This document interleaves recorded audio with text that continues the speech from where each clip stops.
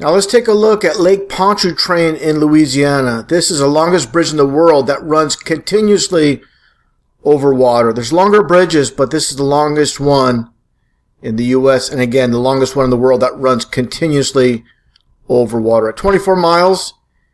And at 24 miles, let's take a look here at the supposed ball earth curvature rate based on 24 miles. So at 24 miles, let's take a look here. And so we get 384 feet. And let's take a look again at Lake Pontchartrain. And the aspect of perspective really needs to be understood before moving forward when it comes to this bridge in particular, as we get this side angle. And I'm going to put pause right here. And as you can see, the concrete pilings as you move your way along the bridge. And obviously, when you get towards the end, it appears it's actually in the water. And this is, again, about perspective. Just as you see here, the telephone poles are the same height, but due to perspective, the nearest one looks the tallest, and the one in the distance obviously looks shorter. And obviously, there's something called the vanishing point. Just like you see here, it's just a depiction, but these are real, of course, utility lines, utility poles.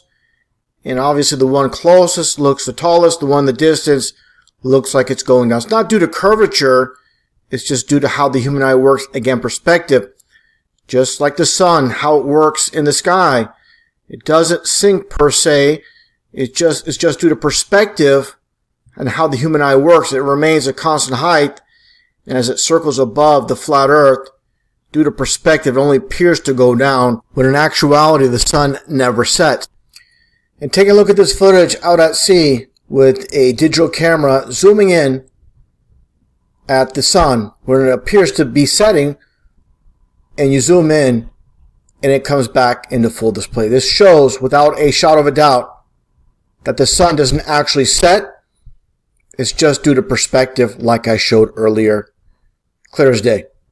Same exact concept with the utility, the telephone poles, and as I demonstrated here in this model. So these models that are shown match our observed reality as well. Now getting back on topic with Lake Pontchartrain, again at 24 miles, which would calculate to 384 feet when it comes to the so-called curvature rate. Now just for reference, let's take a look at the Statue of Liberty, 301 feet tall, from the bottom to the very top of the torch itself. And as you can see, obviously, the Statue of Liberty in the New York Harbor. And for comparison, let's compare the size to a human on ground level. As you can see here, very tall. And again, 301 feet tall compared to 384 feet. That would be the drop for Lake Pontchartrain from one end to another. And just another perspective from the very top. And this is back from 1985 when they replaced the torch itself. And as you can see, it's a very long way down. And that gets into, again, Lake Pontchartrain, which we can see from this vantage point. Obviously very flat as a pancake. And again, due to perspective, the concrete supporters, the pilings, as you can see, they appear taller here. In the distance, they appear to be in the water itself. And this is, again, due to perspective and how the human eye works. And for reference, an overhead view of Lake Pontchartrain and the bridge itself. And let's get to this time-lapse footage. As you can see here, I inserted, just for reference, the Statue of Liberty in the water itself.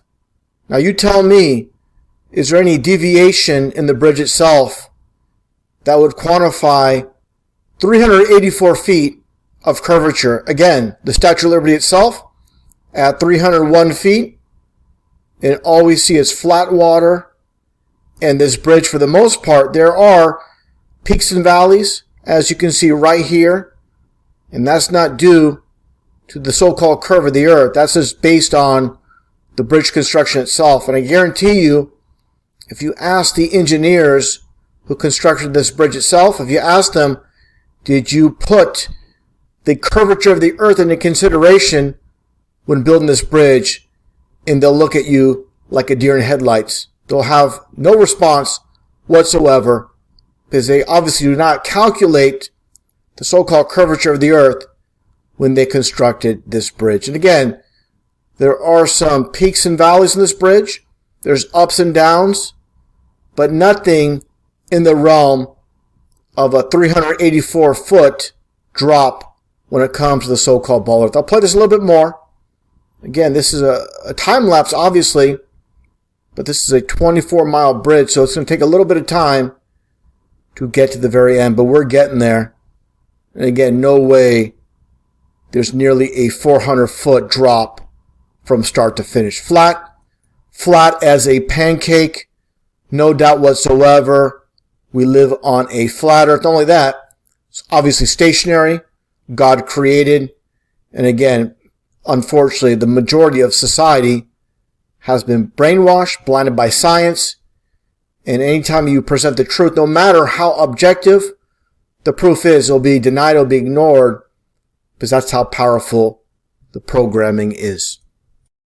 Tell us what emotions you had. Well, when I was standing outside that capsule, it was a very quiet and peaceful moment, you know. At that moment, you look at the world, it looks very fragile. You could see the curvature of the earth. You've been lied to by textbooks, and that dude who jumped out of a perfectly good balloon, what's his name?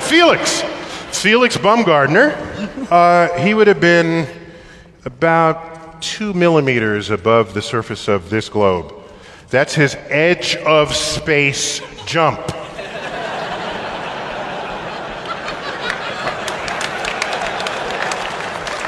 Now, you know, I don't. It's fine. He wants to. I don't have a problem if he does it, but the honesty of it would greatly diminish what I think people thought he was actually doing.